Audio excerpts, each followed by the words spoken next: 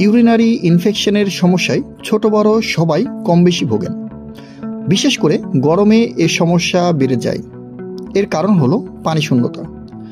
গরমে শরীর থেকে ঘামের মাধ্যমে পানি বের হয়ে যায়। তার উপরে যদি পর্যাপ্ত পানি পান না করা হয় তাহলে প্রস্রাবের জ্বালাপোড়া হওয়া স্বাভাবিক, আর এভাবেই বেড়ে যায় প্রস্রাবের সংক্রমণ কিংবা ইউরিনারি ইনফেকশন সমস্যা। মূত্রনালীতে সংক্রমণ বা ইউরিনারি ট্র্যাক্ট ইনফেকশন অচমকায় হানা দেয়। এর সঠিক চিকিৎসা করা না হলে সংক্রমণ কিডনিতে ছড়িয়ে পড়তে পারে, যার পরিণাম হতে পারে ভয়ঙ্কর। অনেকেই এই সমস্যায় আক্রান্ত হলে চিকিৎসকের পরামর্শ ছাড়াই বাজার চলিত কিছু ঔষধ ব্যবহার করেন, যা একেবারেই উচিত নয়। কেননা এই ইনফেকশনের জন্য যে বাজারে চলিত ওষুধ ব্যবহার করছেন সেটি আপনার শরীরে নানা ধরনের সাইড ইফেক্ট দেখা দিতে পারে। তাই যত্রতত্র এ ধরনের ওষুধ না খেয়ে আপনি নিতে পারেন ঘরোয়া 5টি উপায়, যা আপনার এই প্রস্রাবের ইনফেকশন সমস্যার সমাধান করতে পারে। তো চলুন আজকের এই ভিডিওতে জানবো প্রস্রাবের ইনফেকশন সারানোর ঘরোয়া 5টি উপায়, যা প্রস্রাবের ইনফেকশন কমিয়ে দিতে পারে। মূল ভিডিওতে যাওয়ার আগে চ্যানেলে নতুন হলে অবশ্যই চ্যানেলটিতে লাইক, কমেন্ট এবং সাবস্ক্রাইব করুন, যাতে পরবর্তী ভিডিও সবার প্রথমে আপনার কাছে পৌঁছে যায়। এছাড়াও আমার এই চ্যানেলটিতে আরও একটি ইউরিন ইনফেকশন সম্পর্কিত ভিডিও দেওয়া আছে, যেখানে আপনি এর কারণ, লক্ষণ ও প্রতিকার সম্পর্কে বিস্তারিত জানতে পারবেন। তো চলুন চলে যাই মূল ভিডিওতে। ইউরিনারি ইনফেকশনের জন্য যে সমস্ত লক্ষণগুলো প্রকাশ পায় সেগুলো প্রকাশ পাওয়ার পর অবশ্যই আপনাকে বিশেষ সতর্কতা অবলম্বন করতে হবে। এখন চলুন জেনে নিই কয়েকটি ঘরোয়া প্রতিকারের উপায়। প্রথমে আছে, ইউরিন ইনফেকশন হলে অবশ্যই পানি খাওয়ার বিষয়ে সচেতন থাকতে হবে। প্রস্রাবে হলুদ ভাব দেখা দিলে দেরি না করে দিনে অন্তত 2.5 লিটার পানি খেতে হবে। সাধারণত প্রতি 4 থেকে 5 ঘন্টা পর প্রস্রাব হওয়া উচিত। এর চেয়ে প্রস্রাব বেশি দেরিতে হলে পানির পরিমাণ আরও বাড়াতে হবে।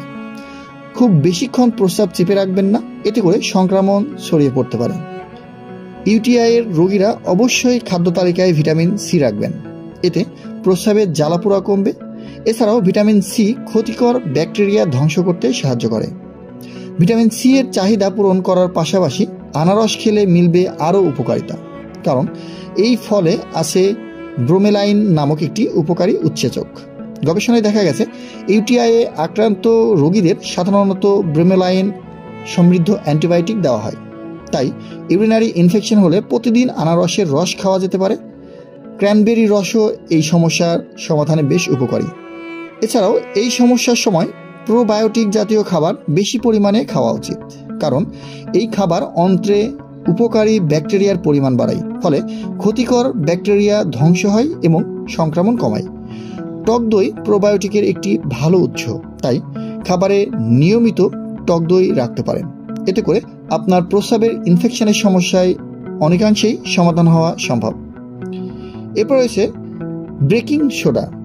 বেকিং সোডা দ্রুত মূত্রনালী সংক্রমণ সারিয়ে তুলতে সাহায্য করে। বিভিন্ন গবেষণায় এটি প্রমাণিত।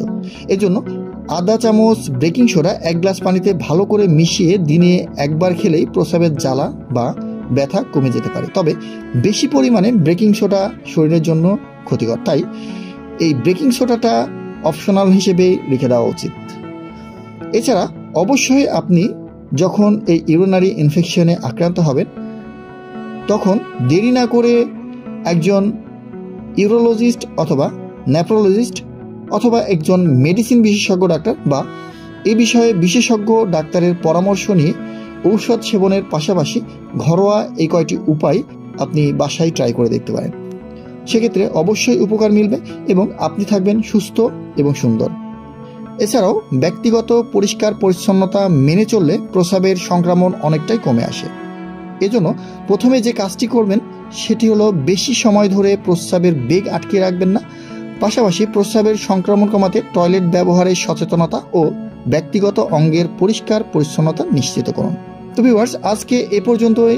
ভিডিওটি ভালো লাগে অবশ্যই ভিডিওতে লাইক, কমেন্ট এবং শেয়ার করে অন্যকে জানার সুযোগ করে দেবেন। সর্বোপরি চ্যানেলে নতুন হলে অবশ্যই চ্যানেলটিতে সাবস্ক্রাইব করুন। ধন্যবাদ সবাইকে। দেখা হবে এরকম আরও অনেক তথ্যবহুল স্বাস্থ্য বিষয়ক পরামর্শমূলক ভিডিও চিত্র নিয়ে। সে পর্যন্ত ভালো থাকুন, সুস্থ থাকুন। ধন্যবাদ সবাইকে।